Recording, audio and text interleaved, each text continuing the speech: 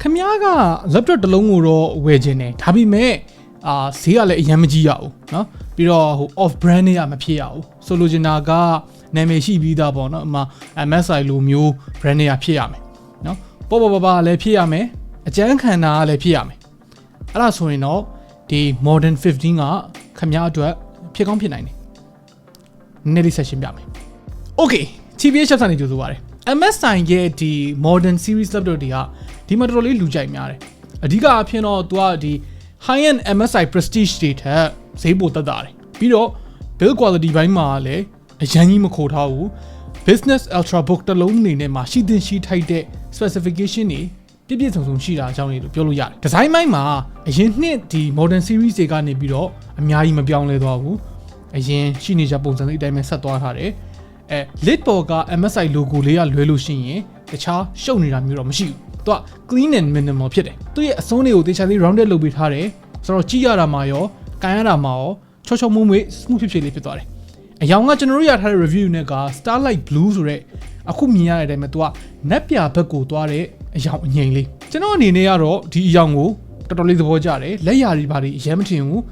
silver တို့ gray တို့ထက်စားလို့ရှိရင်လည်းသူကနည်းနည်းပို့ပြီးတော့အရောင်ရင်းတဲ့အတွက်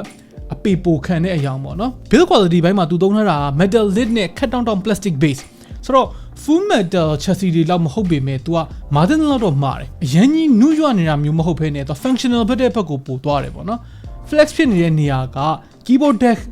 တစ်ဝိုက်နာအဲ့လိုလောက်တော့ရှိတယ်သူ 19.9mm ဆိုတော့အရင်ကြီးပါတာလည်းမဟုတ်ဘူးအထူတယ်လို့တော့လည်းပြောလို့မရဘူးပုံမှန်ပဲပေါ့နော်အလေးချိန်ကတော့ 1.7 kg ရှိတယ်ဆိုတော့ပပနဲ့တဲရတာဆင်ပြေတဲ့အနေအထားတစ်ခုမှရှိသေးတယ် hinge quality ကလည်းတော်တော်လေးငြိမ်တယ် wobble ဖြစ်နေတာဘာညာမျိုးမရှိဘူးတခုသဘောကျတာအနောက်ကို180 degree ထိခောက်ချိုးချလို့ရတယ်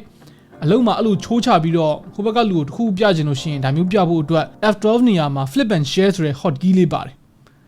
ဒါမှလည်းတော့ဘာမှတိတ်မဟုတ်ဘူးဆိုပေမဲ့အသုံးတော့ဝင်တယ် port ကအခုပြထားတဲ့အတိုင်းပဲသူကစုံလင်လေးရှိတယ်ဘယ်ဘက်ချမ်းမှာတော့ charging port အတွက်ကို DC port ရယ်USB A port ရယ် PD charging ရတဲ့ Type C port ရယ် HDMI port ရယ်ပါမယ်။ညာဘက်ချက်မှာကျတော့နောက်ထပ် USB A port နှစ်ခုရယ် micro SD carrier ရရှိမယ်။ဆိုတော့ dongle မလိုဘဲနဲ့လွတ်ကျွတ်သုံးလို့ရတယ်ပေါ့နော်။ဒါက business meeting တွေမှာပဲဖြစ်ဖြစ်အကြောင်းမှာဖြစ်ဖြစ်နော် projector နဲ့ချိန်ပြီးတော့ PowerPoint presentation လုပ်ရမှာတို့ဘာညာတို့ဆိုလို့ရှိရင်တော်တော်လေးအသုံးဝင်တယ် PD charging ပါလာကလည်း laptop power bank နဲ့တွဲသုံးမယ်ဆိုလို့ရှိရင်သုံးလို့ရသွားစီတယ်ပေါ့နော် speaker က downfiring speaker နှလုံးပါမယ်အတန် quality ကတော့မဆိုးဘူးလို့ပြောလို့ရတယ်အရင်ကြီးတော့မကျဲဘူး laptop ကိုဖွင့်လိုက်လို့ရှိရင်ကျွန်တော်တို့အခုမြင်နေရတဲ့အတိုင်းပဲသူက number ပါတဲ့ full size keyboard ကိုမြင်ရမယ် business laptop ဆိုတဲ့အတိုင်းပဲသူက number ကိုမရအောင်ကိုထည့်ထားတာnumber size ကသေးတဲ့ခါကျတော့ဘေးကဒီ alphabet key တွေထက်နည်းနည်းပိုသေးပေမဲ့မပါတဲ့ဆိုင်တော့လည်းပိုကောင်းတာပေါ့နော် key travel ကိုသူက 1.5mm ထိလုပ်ပေးနိုင်တယ်ဆိုတော့နှိပ်ရတာအဆင်ပြေတယ်လက်ရမ်းတိတ်မညောင်းဘူးပေါ့နော်တိတ်မကြိုက်တာတခုကတော့သူပြန်ကန်တဲ့ feedback ကနည်းနည်းလေးပြောတိပြောပတ်နဲ့ mushy ဖြစ်တယ်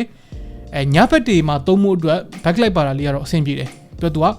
brightness level လည်းချိန်လို့ရပါမယ် trackpad ကတော့အခုမြင်ရတဲ့အတိုင်းပဲသူကမကြည့်လို့မသေးလို့ဒီတက်ပိုကြီးတဲ့ trackpad တွေလောက် navigate လုပ်ရတာမကောင်းမိမယ်အရန်ကျင်းပြီးတော့ gesture တွေသုံးရတာအဆင်မပြေလောက်တဲ့အထီတော့လည်းမဟုတ်ပြန်ဘူးပုံမှန်ရုံသုံးတွဲလောက်ကတော့လုံလောက်တယ်ပေါ့နော် service ကလည်းတော်တော်လေး smooth ဖြစ်တယ် click လုပ်ရတာမှာလည်းသူကခက်မမာလေးနဲ့ responsive ဖြစ်တယ် okay display သူရဲ့ display က fancy တွေတော့မဟုတ်ဘူး 1080p 60Hz IPS panel brightness ကအဆုံးထိတင်တာမှတော့တိတ်မလင်းဘူးဆိုတော့ indoor မှာတော့လုံလောက်တယ်ဆိုပေမဲ့ဒီပတင်းမောင်နာတို့ outdoor တို့အတွက်ကတော့သုံးလို့မကောင်းဘူးcontrast တွေ viewing angle တွေကလည်းအဆင်ပြေတယ်ဆိုရုံလောက်လေးပဲသူရဲ့ target ကိုကသူက business client work တွေအတွက်ဆိုတော့ display ကိုအရင်ကြီး color မှန်တာမထည့်ပေးထားဘူး sRGB မှာဆိုလို့ရှိရင်လည်းသူ 65% coverage ပဲရတယ်ဆိုတော့video editing တို့ photoshop တို့အတွက်ကိုတော့ recommend မပေးဘူးပုံမှန်ရုပ်ရှင်ကြည့်တာတွေ office work တွေအတွက်လောက်ကတော့အဆင်ပြေတယ်လွန်ခဲ့တဲ့2နှစ်လောက်က TN panel ထက်ဆိုင်တော့အများကြီးတာတယ်ဗျာဒါပေမဲ့လဲတချို့ဒီဈေးဝန်းကျင် laptop တွေက 100% sRGB ရနေတာမျိုးရှိတော့အားလုံးကျလို့ပြောမယ်ဆိုရင်လည်းပြောလို့ရတယ်သုံးမဲ့ပုံစံပေါ်မှာတော့မူတည်တယ် performance အတွက်ကကျွန်တော်တို့ review နဲ့မှာသုံးထားတဲ့ကောင်က Core i7-1355U ဆိုတဲ့ 10 core CPU ဒီကောင်က low power U series CPU ဆိုပေမဲ့ benchmark score တွေအရမှာ performance ကောင်းတဲ့အထဲမှာပါတယ်မြင်အောင်ပြောရရင် Ryzen 5 5600H တို့ Core i7-10870H တို့အဲ့လိုမျိုး TDP ပိုများတဲ့ whole generation CPU တွေနဲ့ score ကမတိမ်မငိမ့်လောက်ရှိတယ် performance score တွေရဲ့ boost clock ကလည်း 5GHz လောက်ထိရတယ် max CDP ကလည်း 55W အထိပေးထားတယ် ဆိုတော့သူ့ရဲ့ target ဖြစ်တဲ့ office use နဲ့အတွက်ကတော့ဒါတဟစာတာရှိတယ်အထင်ငေါမရှိသုံးလို့ရတယ်တော်တော်လေး responsive ဖြစ်တယ်ကိုကဒီတိုင်း casual photo video editing လောက်ပဲလုပ်မယ်နော်color အတိအကျတွေပါညာဖြစ်ဖို့မလိုဘူးဆိုရင်လည်း CPU နဲ့လုပ်ရှင်လည်းလုပ်လို့ရတာပဲ GPU အတွက်မှာကျတော့ဒီကောင် dedicated မပါဘူးသူ့မှာပါတဲ့ integrated ပါတဲ့ Intel Iris Xe ကိုပဲသုံးလို့ရမယ် CPU benchmark တွေကိုကျွန်တော်တို့ခုဒီမှာပြပေးထားမယ်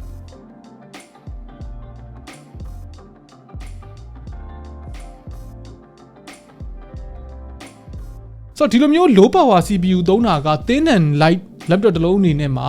တာမန်ပိုင်းမှာတော်တော်လေးအဆင်ပြေစေတယ် benchmark တွေမှာလည်း CPU 95 degrees အောက်ထိကိုတာမန်တော်တော်ဖြစ်တာမျိုးမရှိဘူးအဲ့လောက်ထိဖြစ်အောင်လဲသုံးစရာ use case က office text တွေမှာတော်တော်လေးနည်းပါတယ် Fandom ဆူတာကိုမကြိုက်ဘူးဆိုလို့ရှိရင်သူ silent profile မှာထားလိုက်ရင်လည်းအတန်းမကြားရတဲ့လောက်ပဲဆိုတော့ရုံးမှာသုံးမဲ့ business laptop တစ်လုံးအနေနဲ့ကတော့ဒီကောင်ကွက်တီလေးရှိတယ်ကျွန်တော်တို့ review နဲ့မှာ RAM က 16GB DDR4 3200MHz speed နဲ့ကောင်းပါတယ်တခုရှိတာကသူက board မှာအသေးတက်ထားတဲ့ solder RAM ဆိုတော့ထပ်တိုးလို့တော့မရဘူး 16GB ကလည်း normal usage အတွက်ကတော့ကောင်းကောင်းလုံလောက်တယ် storage ကကျတော့ 512GB ပါမယ် okay battery ခက်တိတိလေးပဲသူက 39.3 watt hour ပါတယ် 15.6 inches laptop တစ်လုံးအနေနဲ့ကတော့အိမ်မများဘူးဆိုတော့15 watt TDP average နဲ့သုံးထားတဲ့ Core i7 1335U processor ရဲ့ brightness state မများတဲ့ display သုံးထားတာရဲ့တောင်မှအားရန်ခံတဲ့ထဲမှာတော့မပါဘူးပုံမှန်သုံးမယ်ဆိုလို့ရှိရင်ပုံမှန် brightness လောက်နဲ့brightness ကိုတိုးဝက်လောက်ထားမယ်ဆိုရင်9နာရီဝန်းကျင်လောက်ခန့်တယ် web browsing မှာ6နာရီခွဲလောက်ရမယ်အဲ့ထက်တော့အများကြီးပုံမခံဘူးဆိုတော့ battery life ကကြတော့ဒီလိုမျိုး ultrabook တွေမှာမြင်နေကြ average ထက်နည်းနည်းပိုနေတယ်အပြင်သွင်းမှုအတွက်ကကြတော့ 65W AC adapter လည်းသွင်းလို့ရတယ် Type C ကနေလည်း PD charger နဲ့သွင်းလို့ရတယ်ဆိုတော့အဆုံးသတ်ရရင်ဒီ laptop က build quality တွေ design တွေမိုက်ရမယ်အကျန်းခံရမယ်ဆိုတော့ vibe ရတယ်performance ကဒီ laptop တစ်လုံးအနေနဲ့မှာတော့တော်တော်လေးကောင်းတယ်အားနည်းချက်ကတော့ display က color coverage နဲ့ brightness နည်းတာရယ် battery life က6နာရီလောက်ပဲရတာရယ်ဆိုတော့ office တနေကုန်ပေါ့နော်9 to 5အတွက်တောက်လျှောက် laptop သုံးရမယ်ဆိုလို့ရှိရင်တော့ချွေတာသုံးရမယ်။ပြီးတော့ fingerprint တို့ Windows Hello တို့မပါဘူးဆိုတော့ password တွေတော့ခဏခဏရေးရမယ်။နောက်တစ်ခုရှိတာကဒီ Core i7 13 Gen version က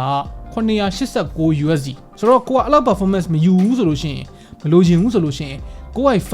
1335U နဲ့ကောင်ပိုတန်တယ်။သူက689ဆိုတော့ဒေါ်လာ100လောက်ပိုတက်တာမယ်။နောက်မှရုံသုံးမင်းသုံးမှာ performance ကအဲ့လောက်ထိမလိုဘူးဆိုလို့ရှိရင်